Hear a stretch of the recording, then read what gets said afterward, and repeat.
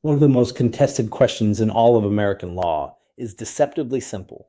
Who gets which powers, the federal government or the states? The Constitution sorts this out into categories, and you need to know them.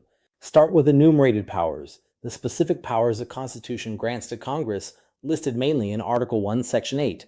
These include the power to tax and spend for the general welfare, to borrow money, to regulate interstate and foreign commerce, to coin money, to declare war, to raise armies and a navy, to establish post offices, and crucially, to make all laws necessary and proper for carrying those powers into execution. That last one is the necessary and proper clause, nicknamed the elastic clause, and it's been the constitutional engine for most of the expansion of federal power beyond the explicit text.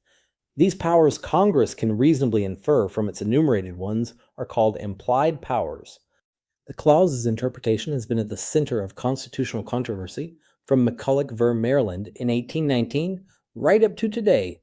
Next, several clauses manage conflicts and relationships. The Supremacy Clause in Article 6 makes the Constitution and valid federal laws the supreme law of the land.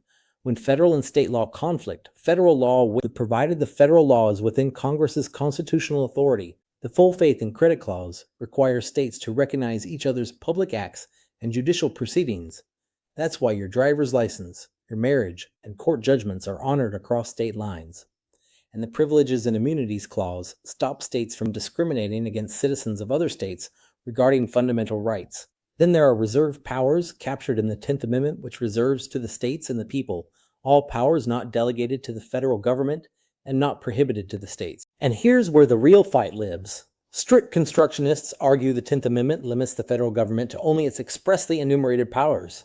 Broad constructionists argue it merely acknowledges that states have authority, while the Elastic Clause gives Congress wide latitude. The Supreme Court's view has swung dramatically across eras. The Marshall Court read federal power broadly. The Lochner-era court of the early 20th century read it narrowly. The post-New Deal court swung broad again. And the Rehnquist and Roberts courts have selectively revived 10th Amendment limits while preserving the core of the modern regulatory state. So this isn't settled history. It's a living, oscillating contest over the basic balance of American government.